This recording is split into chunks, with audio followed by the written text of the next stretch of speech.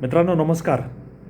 गेल्या वर्षी प्रयागराज येथे जो महाकुंभमेळा झाला तो कोणी विसरणार नाही, कारण तो भूतो न भविष्यती होता. आता आपल्याला माहिती आहे की कुंभमेळा 4 ठिकाणी होतो भारतात. त्याच्यामधलंच एक आहे नाशिक. तर नाशिकच्या गोदा तटी एक दुसरा कुंभमेळा हा जून, जुलै, ऑगस्ट अशा 2027 या वर्षात येऊ घातलेला आहे. आणि कुंभमेळ्याची तयारी करायची तर लाखो कोट्यावधी भाविक येणार, त्यामुळे त्याची तयारी काही वर्ष आधी सुरू करावी लागते. जेव्हा हा महाकुंभमेळा झाला उत्तर प्रदेशमध्ये, तेव्हा आपल्या महाराष्ट्रातील कुंभमेळ्याशी संबंधित अनेक यंत्रणा त्या तिथे भेटीसाठी गेल्या होत्या आणि तिथे भेटीगाठी करून त्यांनी तिथल्या कुंभमेळ्याचं नियोजन कसं करण्यात येत आहे याचा अभ्यास केला, जेणेकरून आपल्या इथे जेव्हा तो 2027मध्ये होणार आहे तेव्हा आपल्याला त्याचं त्याप्रमाणे नियोजन करता येईल. त्यामुळे आपल्या इथे जरी जून, जुलै, ऑगस्ट 2027मध्ये कुंभमेळा होणार असला तरी त्याची तयारी आत्तापासूनच सुरू झालेली आहे. आणि आपला ह्या कुंभमेळ्याचा जो आराखडा आहे तो 25,055 कोटी रुपयांचा आहे. म्हणजे राज्य सरकार आणि केंद्र शासन मिळून 25,055 कोटी रुपये खर्च करणार आहेत. आणि ह्याच्यातला पहिला 7,410 कोटी रुपयांचा पहिल्या टप्प्यातील निधी हा अदा करण्यात आलेला आहे, म्हणजे मंजूर करण्यात आलेला आहे. कुणासाठी? तर नाशिक येथे होणाऱ्या कुंभमेळ्यासाठी. आणि त्याचं नाव दिलेलं आहे नाशिक त्र्यंबकेश्वर कुंभमेळा प्राधिकरण. याच्या माध्यमातून सगळ्या जे काही तयारी करायचं आहे त्याचा आढावा घेणे, त्याचे सविस्तर प्रकल्प अहवाल तयार करणे, अंदाजपत्रक आराखडे तयार करणे, ते संबंधित विभागाकडून त्याला तांत्रिक मंजुरी प्राप्त करून घेणे आणि त्याच्यानंतर त्याला प्रशासकीय मान्यता प्रदान करणे, अशी ही सगळी कामं हाती घेण्यात आलेली आहेत. त्याच्यामध्ये विकास कामं आहेत आणि पायाभूत सेवा सुविधांची कामं आहेत. आता ह्याच्यामध्ये 297 राज्य मार्ग आणि अन्य रस्त्यांची कामं आहेत. आणि ही कामं साधारण 2,458 कोटी रुपये या 10 कामांवर खर्च करण्यात येणार आहेत. आता हे जवळपास ही जी कामं आहेत 297 किलोमीटरची राष्ट्रीय महामार्ग व अन्य रस्त्यांसाठीची कामं, त्याच्यासाठी 2,458 कोटी.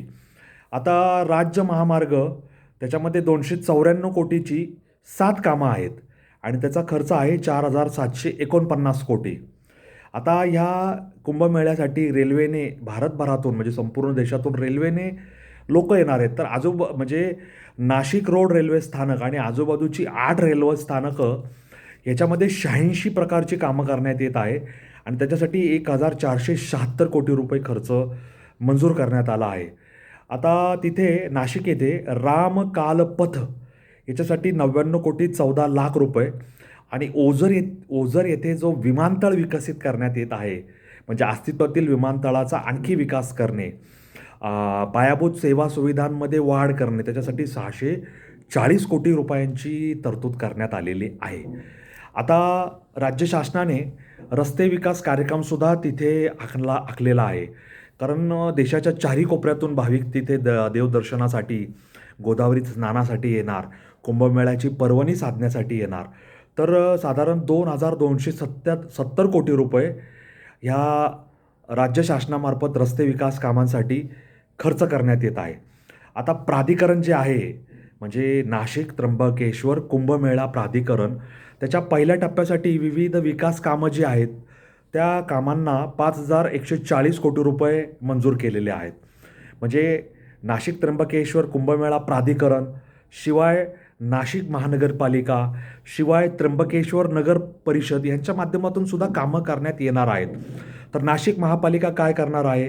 रस्ते बांधणार आहे, पूल उभारणार आहे, भुयारी गटार प्रकल्प असेल, सांडपाणी प्रकल्प असेल, मलनिस्सारण प्रकल्प असेल, त्याच्यानंतर ऑप्टिकल फायबर केबल असेल, कारण इंटरनेटचा वेग, इंटरनेटची जोडणी तिथे अति उच्च वेगाची आणि अतिशय चांगल्या दर्जाची आवश्यकता राहणार आहे. त्यामुळे देशविदेशातून प्रतिनिधी येणार, इलेक्ट्रॉनिक माध्यमांमधले लोक येणार, त्यामुळे ते व्हिडिओ शूटिंग करणार, इंटरनेटचा वापर होणार, जगभर त्याचं प्रसारण होणार, व्हिडिओ, क्लिप, फिल्म, डॉक्युमेंटरी, म्हणजे अनेक अशा गोष्टी होत राहणार. त्यासाठी इंटरनेटची गरज फार भासणार आहे.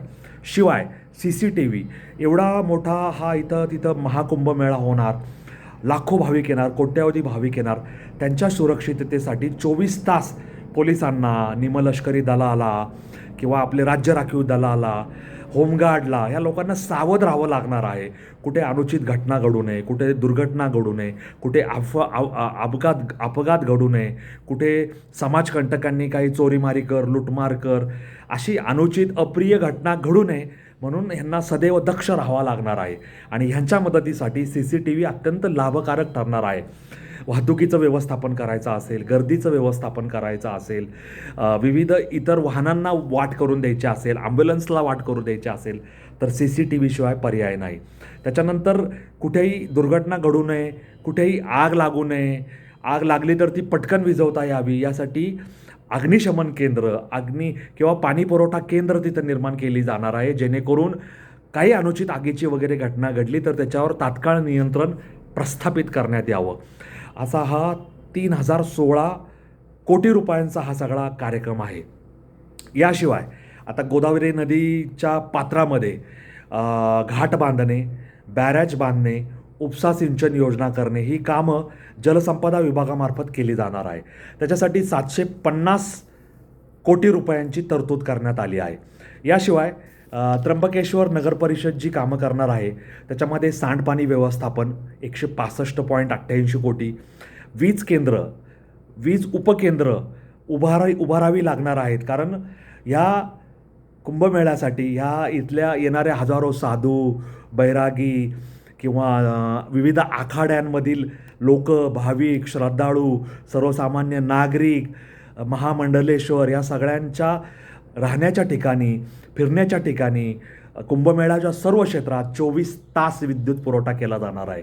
त्यासाठी उपकेंद्र, केंद्र, ट्रान्सफॉर्मर, या सगळ्यांची सोय करावी लागणार आहे. त्याच्यासाठी 73 कोटी रुपये तरतूद करण्यात आले आहे.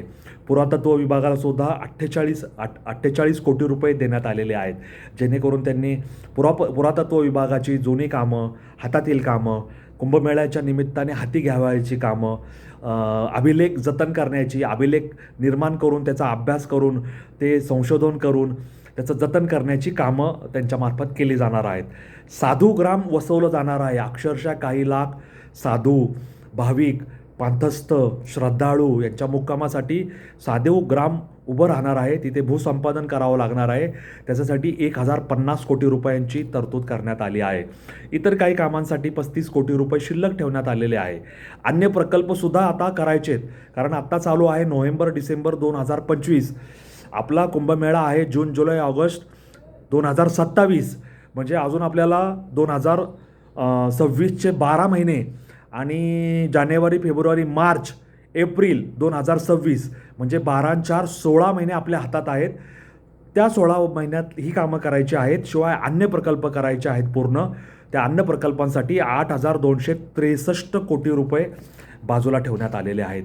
मित्रांनो, कुंभमेळा हा आपल्या सनातन धर्मातला अत्यंत मोठा, अत्यंत पवित्र, काही काळाने, ठराविक काळाने 4 वर्ष असेल, 12 वर्ष असेल, महाकुंभमेळा तर 125-150 वर्षांनी येतो. हा कुंभमेळा आपला धर्म, आपला संस्कृती, आपली परंपरा, आपल्या निष्ठा, आपल्या रीती रिवाज, आपल्या श्रद्धा, आपला हिंदू धर्म, या धर्माने दिलेला आपल्याला जे संचित आहे ते संचित आपल्याला पुढं घेऊन जायचं आहे. आपल्या नद्या या माते समान असतात. आपण धरणी माता म्हणतो, आपण गौमाता म्हणतो. या सगळ्यांचं सार कुंभमेळ्याच्या निमित्ताने तिथे एकत्रित होणार आहे. आपले ब्राह्मण वृंद असतील, आपले ऋषी, मुनी, संत, आचार्य, आपले विविध आखाड्यांचे प्रमुख, वैरागी लोक असतील, तपस्वी लोक असतील, हिमालयात तप करणारे लोक असतील, हे सगळे लोक, जटाधारी साधू असतील, त्याच्यानंतर चिताभस्म अंगावर लेपन करणारे साधू असतील, त्याच्यानंतर हठयोगी असतील, या सगळ्यांचं दर्शन आपल्याला आता होणार आहे. या सगळ्यांनी मिळून आपला सनातन धर्म सुरक्षित राखलेला आहे. सनातन धर्माचे पाईक, सनातन धर्माचे प्रतिनिधी, सनातन धर्माचे संरक्षक, वाहन आणि वाहक अशी सगळ्या भूमिका एक मनुष्य म्हणून आपल्याला पार पाडायच्या आहेत. आपल्याला आपल्या पुढच्या पिढीकडे, आपल्याला आपल्या आताच्या पिढीकडे हे सगळं सार संचित द्यायचं आहे. म्हणून हा कुंभमेळा बघणं अत्यंत गरजेचं आहे, त्याचा अभ्यास करणं गरजेचं आहे. असा कुंभमेळा जून, जुलै, ऑगस्ट 2027मध्ये या कालावधीत येत आहे. आपण त्याचा नक्कीच आनंद घेऊया, श्रद्धेने जाऊया. तिथे त्र्यंबकेश्वराचरणी लीन होऊया, माता गोदावरीला नमस्कार करूया, नाशिकच्या काळाराम मंदिराला नमस्कार करूया, त्या पावनभूमीला नमस्कार करूया आणि धन्य होऊया. नाशिकचा हा कुंभमेळा 2027 आपल्या सर्वांसाठी एक मोठी आनंदाची पर्वणी, श्रद्धेची पर्वणी, देवाची पर्वणी घेऊन येत आहे. तेव्हा ह्या सगळ्या पर्वणीला नमस्कार करूया. आपल्याला डोळ्यांनी हे सगळं पाहता आलं, ऐकता आलं, जाणता आलं, आपलं जीवन धन्य झालं असं म्हणूया.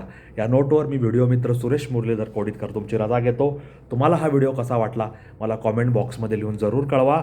तुमच्या अभिप्रायांची मी वाट पाहतोय. माझा चॅनल इतरांना शिफारस करा. माझ्या चॅनलची लिंक इतरांना भेट म्हणून द्या. स्नेहीजनांना, आप्तजनांना जोडत राहा. माझा चॅनल लाईक, शेअर, सबस्क्राईब करायला विसरू नका. एवढीच तुम्हाला प्रार्थना आहे. धन्यवाद. जय हिंद, जय महाराष्ट्र, वंदे मातरम, जय श्रीराम, जय जगन्नाथ, जय सनातन. धन्यवाद.